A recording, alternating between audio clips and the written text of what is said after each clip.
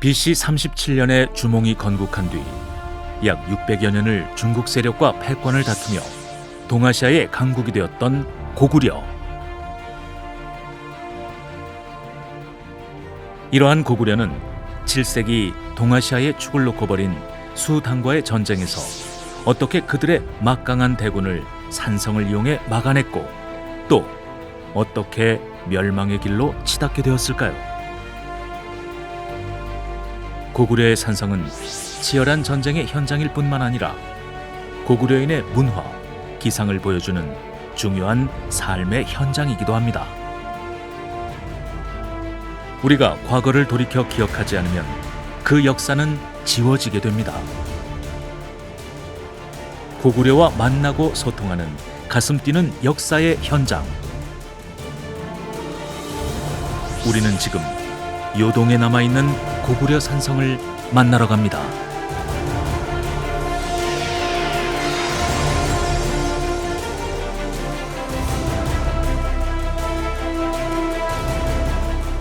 문화경영학과 송찬섭입니다. 역사를 배우고 해석하는 가장 좋은 방법 중에 하나가 바로 현장을 찾아가는 것입니다. 어떤 사건의 현장에서 그 지형을 익힐 뿐 아니라 거기 있는 유적이라든가 기념물을 살펴볼 수 있을 뿐더러 이러한 답사를 하게 될 때 미리 사전 준비를 하게 되고 또 찾아가는 과정 자체가 공부라고 할 수 있겠습니다. 그래서 역사의 현장을 찾아서라는 과목을 만들었습니다. 지금까지 3차례에 걸쳐서 40여 개의 현장을 둘러봤습니다.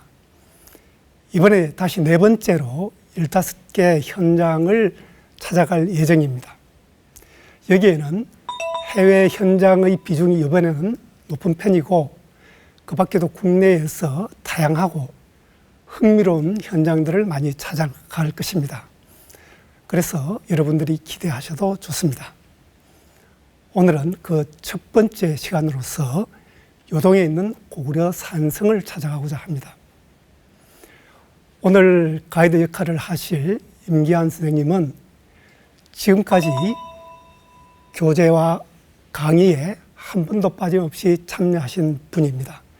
그래서 제가 특별히 감사드리고 싶은 분인데 이번에 다시 첫 번째 시간에 나와주셨습니다. 선생님 감사합니다. 네, 안녕하세요. 역사 현장 그렇게 오래됐네요. 예. 저도 사실은 말씀하신 대로 역사의 현장이 굉장히 중요한데 이 프로그램을 통해서 그 현장성에 대한 중요성을 새삼 깨달았던 것 같습니다. 저도 굉장히 고마운 생각을 갖고 있습니다. 예, 오늘 요동의 고구려 산성을 찾아가는 시간이지 않습니까? 근데 요동 그리고 좀 넓혀자면 만주 일대를 우리가 생각해 본다면 고조선, 고구려, 발해 이렇게 오랜 시간을 거쳐왔을 뿐만 아니라 한말 일제 시기에 들어서는 여기가 독립운동에 있어서 중요한 역할을 한 그런 곳이기 때문에 우리 국민들은 상당히 가깝게 느껴지지 않을까 이런 생각이 듭니다. 오늘은 그 중에서 요동의 고구려 산성을 찾아가는 시간인데 어떤 경로로 해서 찾아갈 것이고 그리고 이 탐방, 이 길의 의미가 무엇인지 설명해 주십시오. 네, 지금 말씀하신 대로 그 요동을 포함한 만주는 우리 역사가 첩첩이 중첩되어 있는 곳이죠. 그러다 보니까 이제 만주는 우리 민족사의 땅이다 이렇게 이제 생각들을 많이 하십니다. 그럴 때 우리는 역사의 땅이라고 그럴 때 그 역사에 더 무게를 둬야지 땅에 무게를 둬서는 좀 곤란하다는 생각입니다. 그 고구려의 역사가 이루어졌던 이 요동 지역도 마찬가지입니다.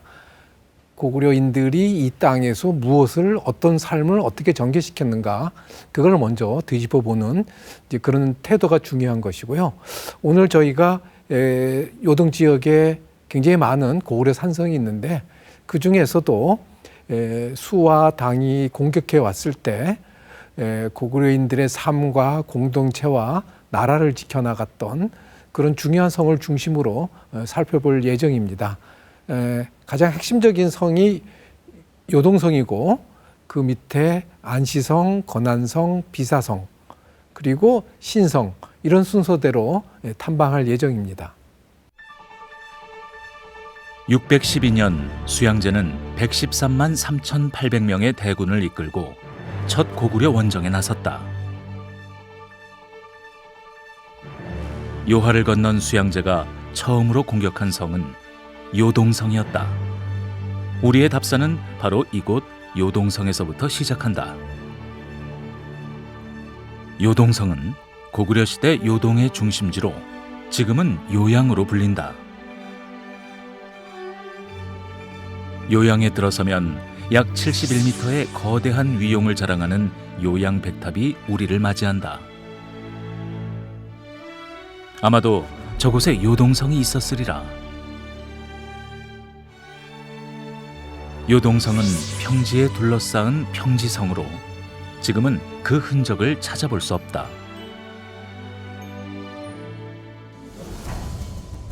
하지만 다행히도 북한에서 발견된 고분 요동성총에 요동성의 벽화가 남아있어 그 모습을 짐작해 볼 수 있다.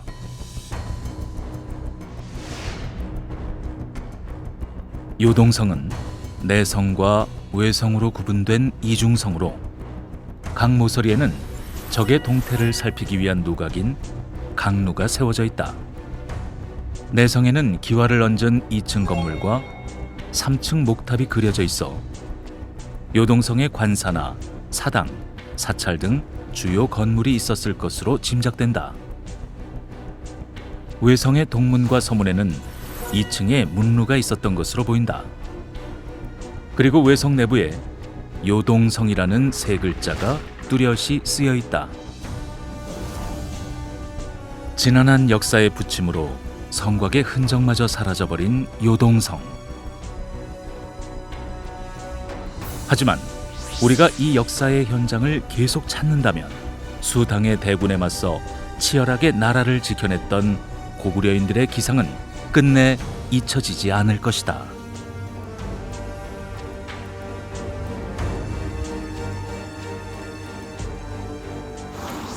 예, 첫 번째 탐방지인 요동성을 둘러봤습니다. 요동의 요동성, 상당히 그 상징성이 있는 것 같습니다. 요동 지역에서 그 요동이라는 이름으로 성을 지명을 땄기 때문에 그런 상징성을 가지고 있는데 먼저 요동이 가지는 의미를 말씀해 주십시오. 네, 요동은 글자대로 따지면 먼 동쪽이란 뜻입니다.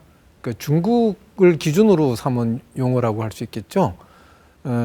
이 중국 세력이 이제 주로 한대까지 이르러서 세력이 미쳐가지고 요 일대에다가 요동군을 설치합니다.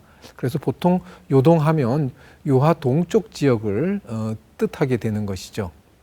예, 요동군을 설치했으니까 중국의 그 소유가 되었던 적도 있다는 말씀인데 어쩌면 중국과 이 동북 쪽과의 어떤 경계선 거기서 어떤 경계의 역할을 하지 않을까 싶습니다. 네, 예. 지금 말씀하신 대로 이 요동은 그 지정학적으로 굉장히 중요한 곳입니다. 중국 세력이 이제 그 서쪽에 중국 세력이 있고 우리가 보통 만주라고 하는 그 지역에 일종의 동북아시아 이제 세력이 있을 때 요동은 그 사이에 점이지대라고 할 수 있는 것이죠. 이 고구려 시절에는 바로 중국이 남북쪽으로 나눠져 있었기 때문에 고구려가 이 요동을 차지해가지고 동북아시아의 독자적인 세력권을 건설했다고 볼 수 있습니다. 예, 어떻게 보면 이 지역이 중국과 이 동북, 특히 이제 우리와의 어떤 모순 관계에 놓여 있는 지역이 아닌가.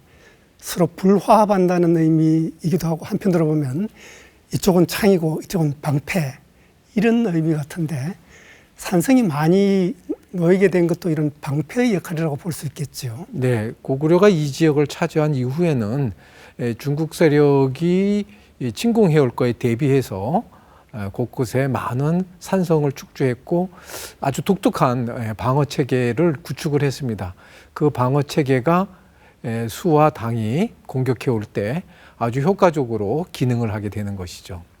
예, 저도 예전에 선생님과 함께 이 산성들을 둘러본 적이 있지 않습니까? 그 보면서 그 스케일에 놀라게 되고 어떤 그 지역적 특성을 잘 활용한 그런 전략이라고 할까요? 그런 점에 놀라게 되는데, 그렇다면 중국은 어떤 세력으로 찔러 들어왔고 또 고구려는 어떤 방어망을 폈을까? 어떻습니까? 예, 지도를 보면서 좀 말씀을 드리도록 하겠습니다. 중국 세력들이 요하를 건너는 길은 세 길이 있습니다. 가장 북쪽에 이제 통정진으로부터 건너서 이제 고구려 영역을 닿게 되면 대개 그 지역에 현도성이나 신성이 이르게 되겠고요. 중간에 이제 회원진을 통해서 건너게 되면 바로 요동성에 이르게 됩니다. 요하 중로라고 하고, 요하 하구를 통과하는 그 길은 고구려의 건안성에 이르게 되죠.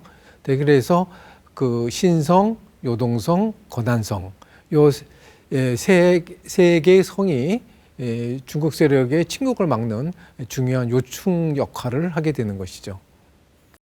예, 앞으로 이 세 갈래 길을 생각하면서 설명을 들으면 좋을 듯합니다.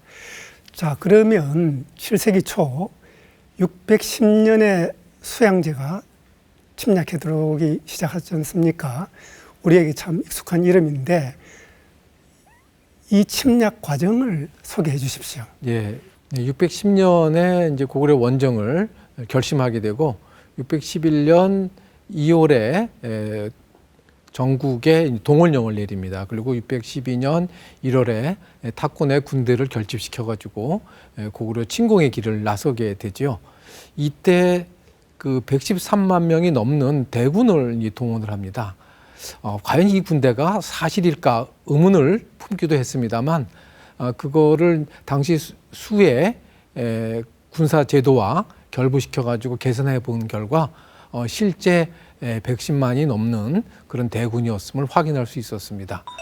어쨌든 이렇게 대군이 요하를 건너서 이제 고구려를 침공하게 되는데, 이미 그 대군이 요하에 다다랐을 때 한 3월이 되게 됩니다. 그래서 요하를 건너는 데에도 상당히 많은 시간이 걸리고, 요동성을 공격하는 데는 4월 말 5월 초가 돼서야 비로소 요동성을 공격하게 되기 때문에 수양제가 의외로 요하를 건너고 요동성까지 고구려의 강력한 저항에 의해 가지고 상당히 공격 자체가 지체되는 이런 모습을 볼 수 있겠습니다. 예, 그렇더라도 수양제가 직접 이 대군을 거느리고 공격을 했는데도 요동성은 끝내 함락되지 않았지 않습니까? 그렇다면 수양제는 실패한 셈이 되는데 왜 이런 결과를 낳게 되었을까요? 예, 사실 그 100만이 넘는 대군을 동원한다는 것 자체가 이 전쟁을 벌이겠다라기보다는 이벤트를 벌이려는 게 아니었나. 적어도 그 정도 군대를 동원을 하면 고구려가 알아서 항복할 것으로 아마 수양제가 내심 생각했던 것이 아닌가, 이런 이제 짐작이 듭니다. 실제 수양제는 이 공속 무기들을 별로 준비해 오지 않습니다. 그리고 요동성을 공격할 때에도 이 중국 천자의 은혜로움을 보여주기 위해서 모든 것을 자신에게 다 보고하게끔 하고, 함부로 고구려 성에 대한 약탈이라든가 이런 것들을 하지 못하게 지시를 하게 됩니다. 이런 점들이 적절하게 이용되어서 요동성을 잘 수비하게 되었던 것이죠. 예, 사실 우리는 수나라 침략해 왔을 때 을지문덕, 살수대첩 이런 것을 많이 떠올립니다만 요동성의 싸움 이 자체가 굉장히 중요하다는 말씀인 것 같고, 그런데 그 이후로도 요동성은 계속 공격의 대상이 되지 않았습니까? 당태종이 쳐들어왔을 때도 결국은 요동성을 치게 되는데 당태종은 그러면 공략을 성공한 이유는 무엇일까요? 네, 그 당태종은 수양제의 실패를 반면교사로 삼습니다. 그래가지고 고구려 원정을 아주 철저하게 준비를 합니다. 이 수양제 같은 경우에는 아까 말씀드렸던 요하 중로를 건너서 요동성 공격에만 총력을 기울입니다. 근데 당태종이 공격해 올 때는 요하 상로, 하로, 그다음에 자신이 직접 중로를 거쳐가지고 요동성을 공격하게 되고요. 그 북쪽에 있는 신성이나 남쪽에 있는 건안성이 요동성을 지원하지 못하게 차단하는 이런 여러 가지 전략들을 구사하게 됩니다. 여기에 더하여 당태종은 이 공속 무기를 새로 개발하고 잘 준비를 해가지고 요동성을 이제 공격하게 돼서 결국은 그 당시 중국인들에게는 당나라 사람들에게는 요동성 자체가 일종의 트라우마로 이제 작동을 합니다. 그래서 당태종이 이 출병할 때 당시 정주에 태자가 있었는데 요동성까지 정주로부터 그 봉화대를 건설합니다. 그래가지고 요동성을 함락시키기 직전에 봉화를 얼리고 마치 요동성을 함락한 이후에는 모든 전쟁을 승리한 것 같은 그런 이제 기쁨을 누리는 그런 장면을 사서에서 볼 수가 있습니다.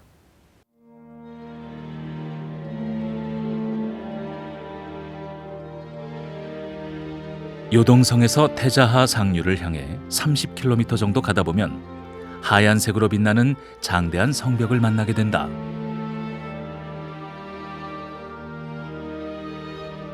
바로 고구려 산성의 위용을 엿볼 수 있는 백암성이다. 백암성은 태자하 강변에 홀로 솟은 산세를 이용하여 축성하였다. 구당서 고려전은 백암성을 산을 의지하고 강을 내려다보며 사면이 험난한 절벽이라고 기록하고 있는데 그 모습을 그대로 닮았다.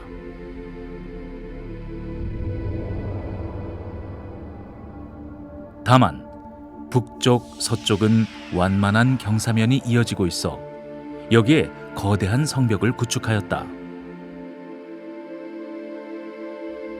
갖가지 성벽 축조 기술이 구사된 백암성은 고구려 축성술의 보고라고 할 만하다.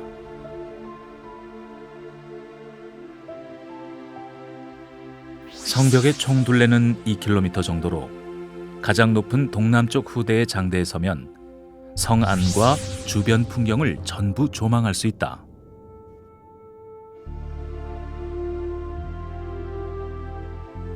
현재 북쪽과 동쪽에 남아있는 성벽은 높은 곳이 6에서 8m 정도이며 안팎이 견고하게 축성되어 있다.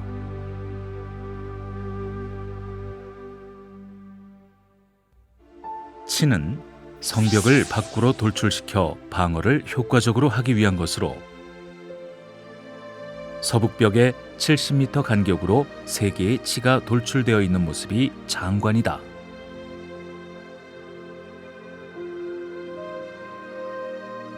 북벽과 동벽에서는 군사들의 몸을 숨기기 위해 성벽 위에 쌓은 성각휘의 흔적도 발견된다.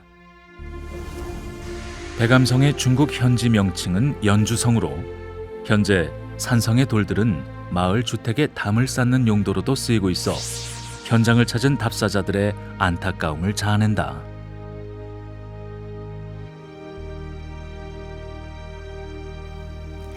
네, 백암성이 참 보기 좋습니다.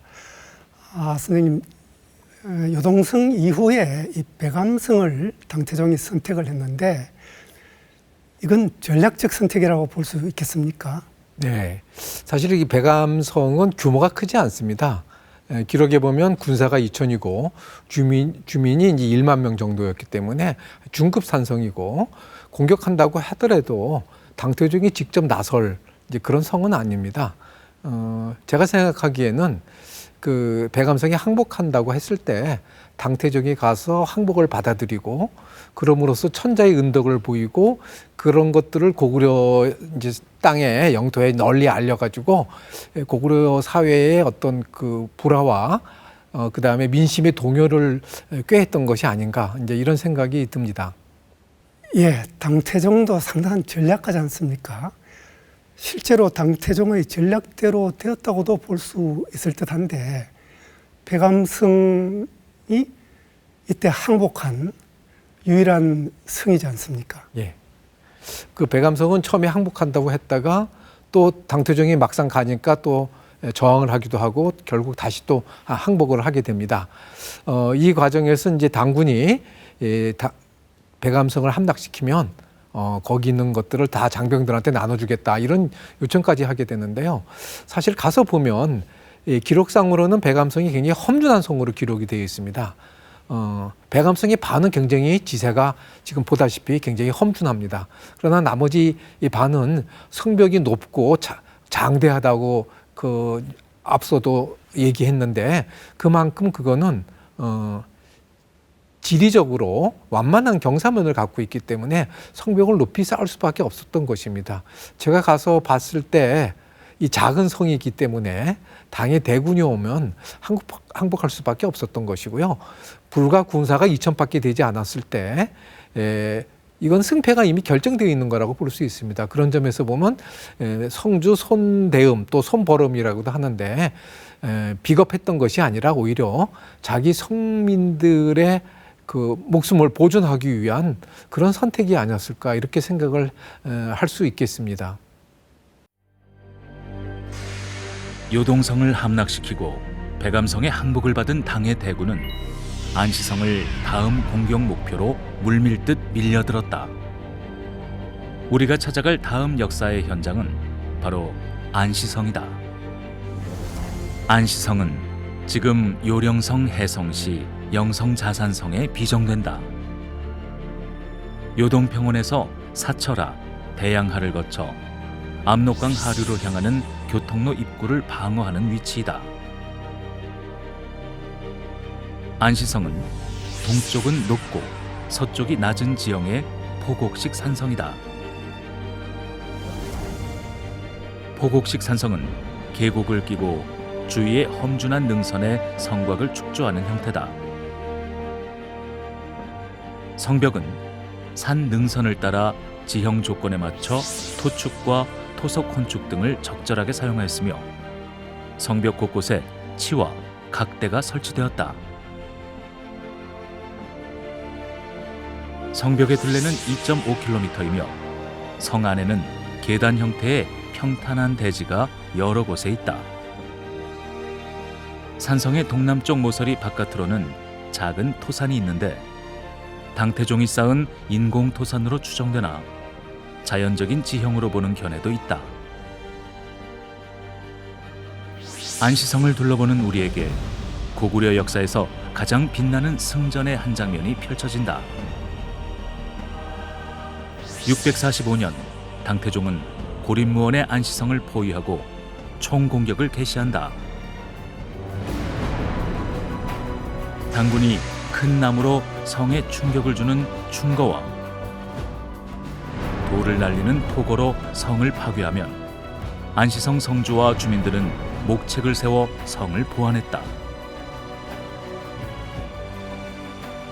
결국 당군은 안시성보다 높은 토산을 쌓았으나 갑자기 토산이 무너지면서 성에서 쏟아져 나온 고구려군에게 토산을 빼앗기고 만다. 안시성을 포위한 지 3개월이 지나도록 성을 점령하지 못한 당태종은 9월 18일 결국 철군의 명령을 내린다.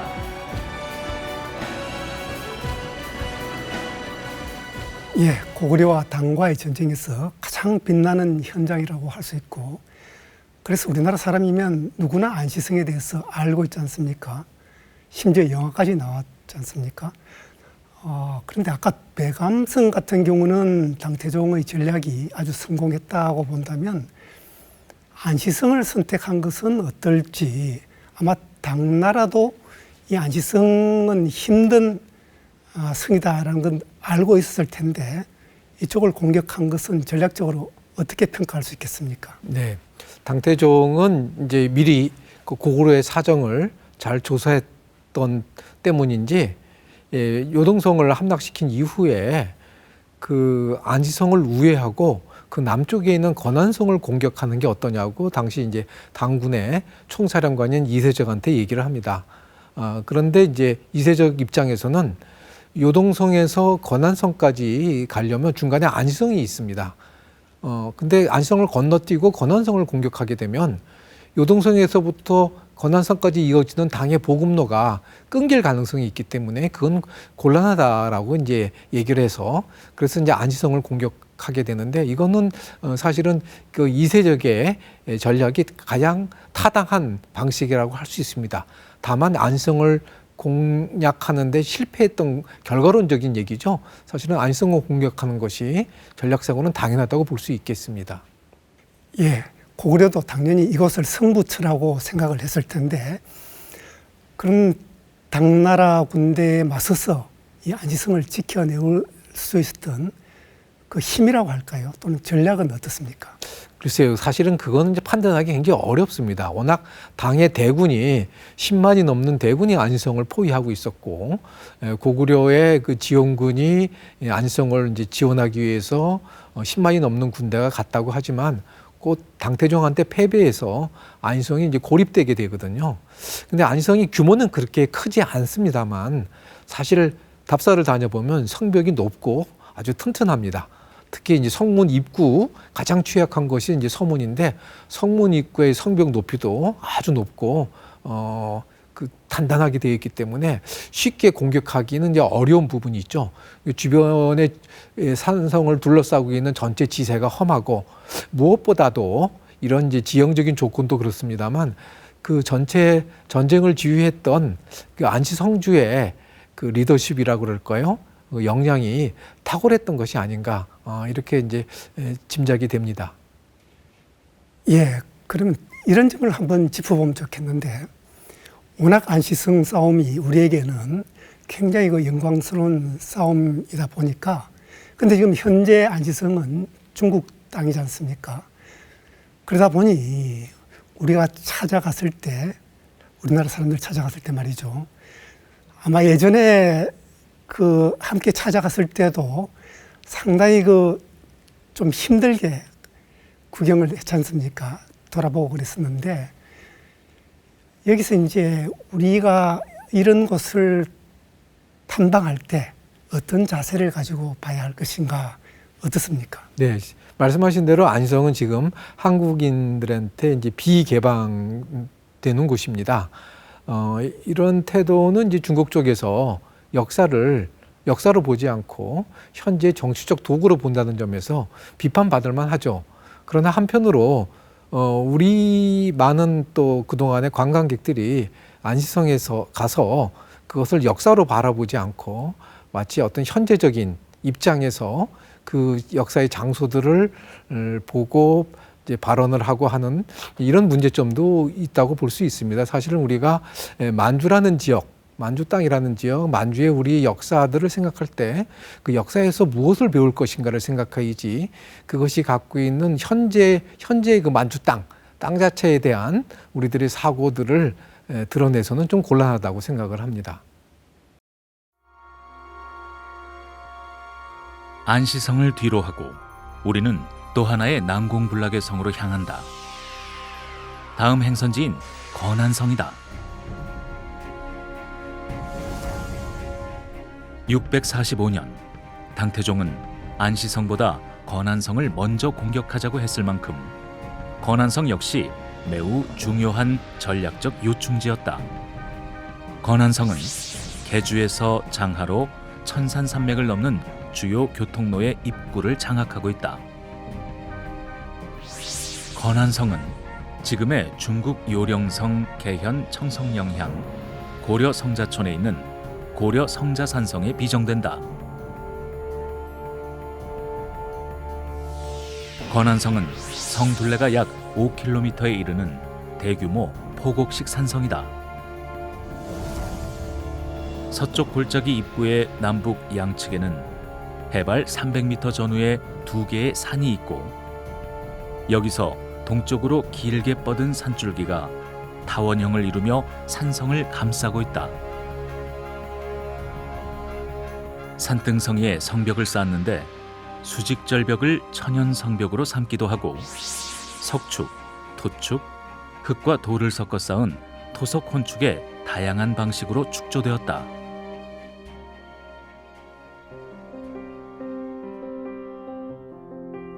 정문인 서문은 성벽이 어긋나게 교차되도록 축조한 뒤 그 사이에 문길을 만든 옥문의 구조를 갖고 있다.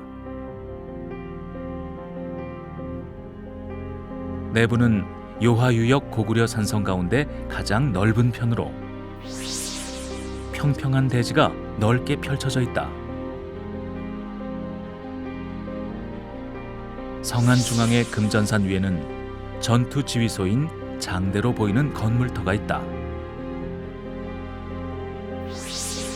험준한 산세와 든든한 성벽으로 둘러싸인 난공불락의 건안성. 말 그대로 명불허전이다. 예, 근안성은 요하하로의 가장 중요한 성이니까 당나라 군대가 공격할 때 이것도 동시에 공격을 했지요. 네. 그때 이제 당태종이 645년 공격 시에 장검이라는 장군이 건안성을 공격을 합니다. 그래서 뭐 중국식 기록에는 이제 수천 명을 그 전사시켰다라는 기록이 있고 그 위에는 별다른 전투 기록이 없습니다. 아마 이 건안성을 공격하는 주된 목적은 함락시키기보다는 건안성의 군대가 안시성을 후원하지 못하게 그렇게 막는 역할을 했던 것이 아닌가 이렇게 이제 생각이 됩니다. 예, 그렇다면 어느 정도 당의 입장으로서 전략에 뭐 그냥 무리함이 없었다 이렇게 볼 수도 있는데 거꾸로 본다면 근안성이 버티고 있었기 때문에 이 안시성도 안전을 확보할 수 있지 않나 이렇게 볼 수도 있겠죠. 예, 그렇죠. 당시 그 전황을 보면 요동성이 무너지고 그 다음에 가장 남쪽에 있는 이제 비사성이 당군의 수중에 들어가 있는 상황입니다. 중간에 건안성마저 당군의 수중으로 떨어지게 되면 안시성은 완전히 고립무원의 상태가 될 것이고요.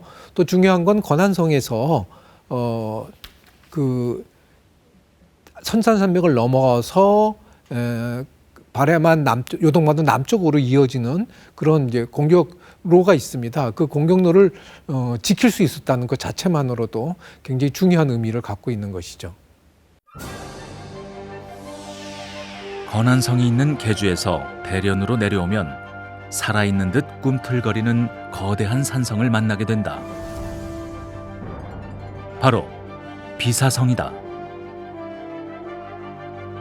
요동반도 끝단의 서쪽으로 돌출하여 북으로 발해만, 남으로 황해를 가르는 곳에 위치하면서 산동반도에서 묘도 열도를 따라 건너오는 수군을 감시 제압하는 요충성이다. 해발 663m의 산 정상에서 서쪽과 남쪽으로 뻗은 산줄기가 서남쪽으로 계곡을 안고 있는 포곡식 산성이다. 성벽의 길이는 약 5km이며 정문은 계곡의 입구인 서문 하나뿐이다.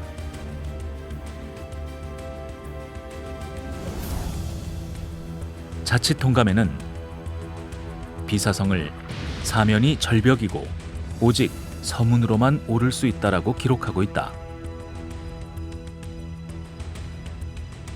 비사성 장대에서 멀리 내다보면 발해만과 황해를 좌우로 모두 관망할 수 있어 비사성이 최고의 감시대 역할을 하였음을 실감하게 된다. 전 구간의 성벽이 대체로 온전히 남아있는 비사성을 한 발 한 발 걷다 보면 1500년 이상의 시간을 훌쩍 뛰어넘어 고구려의 장대한 숨결을 느끼게 된다.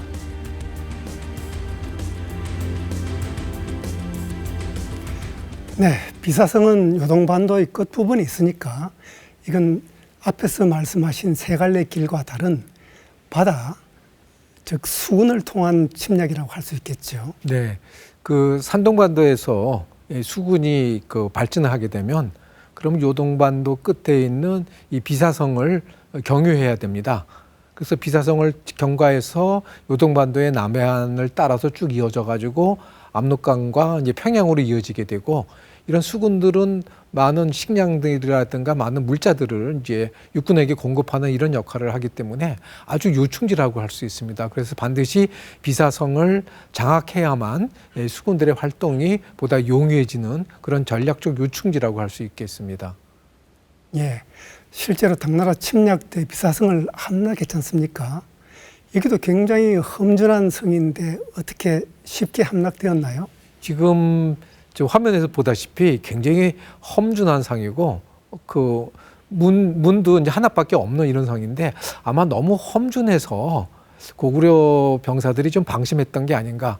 당시 그 기록을 보면 당시 당군이 야간에 기습적으로 산을 타고 올라가서 성을 차지했다라는 기록을 보면 성은 험준하지만 이제 지키는 병사들의 이제 마음이 좀 부족했던 것이 아닌가 생각이 듭니다.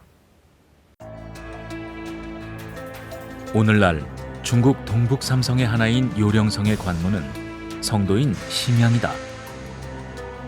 심양에도 멋진 고구려 산성인 석대자 산성이 있지만 우리의 마지막 발걸음은 무순으로 향한다.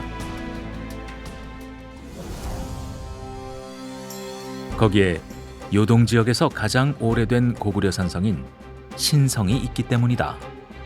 신성은 무순의 고위 산성으로 비정된다.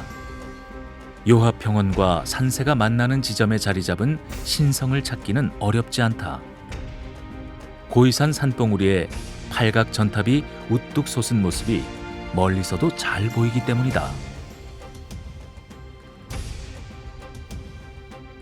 신성은 성벽 전체 길이가 4km가 넘는 대형 산성이다.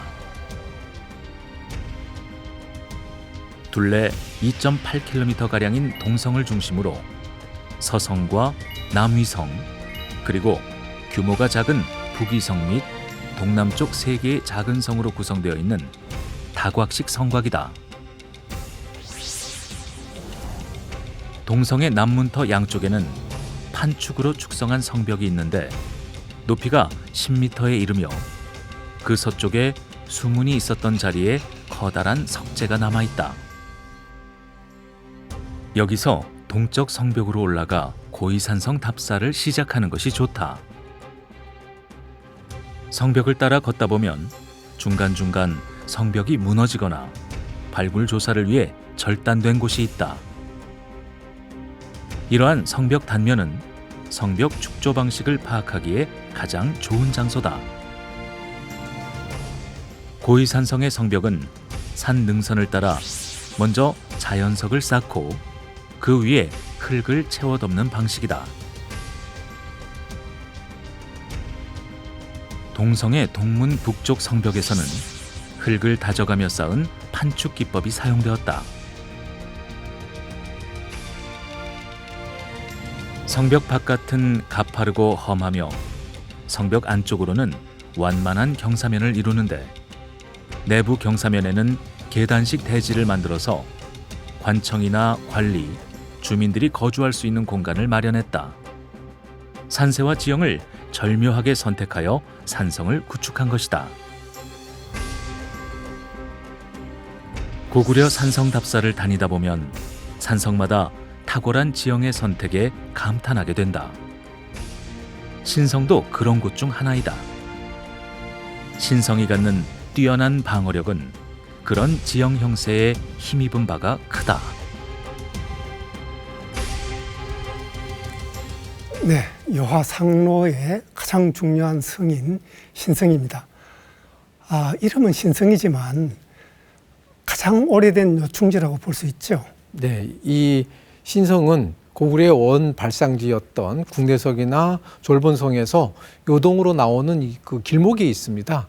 그래서 이것을 차지하고 이제 성을 짓고 이제 신성으로 이름을 붙였는데 이 신성은 그 요동 쪽으로 진출하는 그런 핵심적 지역이기도 하지만 북쪽으로 부여나 그 다음에 천령을 넘어서 요하의 초상류 지역까지 넘어갈 수 있는 이 교통의 요지라고 할 수 있습니다. 예, 당태종도 결국 신성을 함락하지 못했는데 이것이 함락된 것은 그 이후 시기, 결국 신성이 함락되면서 고구려도 멸망의 길로 가지 않았습니까? 네, 667년 당군의 고구려에 대한 그 대공세가 일어나게 되는데요. 사실은 신성은 그때까지 한 번도 함락되지 않았던 그런 이제 난공불락의 성이었습니다. 이때 이제 멸망하게 되는 과정 속에서 신성이 함락되는 것은 그 배후에 있던 국내성에 영계소문의 아들들끼리 이제 분쟁이 벌어지게 되고 동생들한테 쫓겨난 남생이 국내성의 털을 잡고 국내성을 들어서 당에 항복을 하게 되면서 결국 신성의 배후에 있는 여러 성들이 당에 넘어가게 됐던 것이고 결국 그 와중에 신성은 함락되게 되었던 것이죠. 그리고 신성이 함락됨으로써 당의 주력 군대가 신성을 통과해서 그 다음에 환현이나 국내성을 거쳐서 압록강까지 진격하게 되고 압록강을 건너서 평양으로 이어지게 됩니다. 아마 이 루트가 뚫리게 되면서 고구려는 군사적으로 당에 멸망하게 되었던 것이 아닌가 생각해 볼 수 있습니다. 예, 오늘 요동에 있는 수나라, 당나라와의 고구려가 격전한 그런 산성을 둘러봤습니다. 이 격전지 탐방기를 돌아보면서 우리가 되새겨야 할 일들은 무엇이라고 생각합니까? 네, 그 수나라 백만대군의 침공도 막고 당태종의 침공도 막았던 것이 오늘 우리가 둘러봤던 요동의 산성입니다. 그럼에도 불구하고 고구려 내부의 분열과 그 다음에 배신이 결국 한 국가를 멸망으로 이끌어가게 되었던 것이죠. 그래서 이 성이 나라를 지키는 것이 아니라 사람이 나라를 지키는 것이고 그런 점들을 우리가 요동의 고구려 산성을 탐방하면서 역사의 교훈으로 배울 수 있는 것이 아닌가 생각을 합니다. 예, 이런 훌륭한 성을 잘 활용하는 것은 결국은 사람이다, 이런 말씀인 것 같습니다. 오늘 첫 번째 시간 요동의 고구려 산성을 둘러봤습니다. 여러분들 즐겁게 보셨는지 궁금합니다. 다음 시간에는 일본으로 문화 교류를 떠났던 조선 통신사의 여정을 따라가 보겠습니다. 자, 그러면 다음 시간부터는 임기한 선생님께 사회를 넘기도록 하겠습니다. 여러분, 안녕히 계십시오.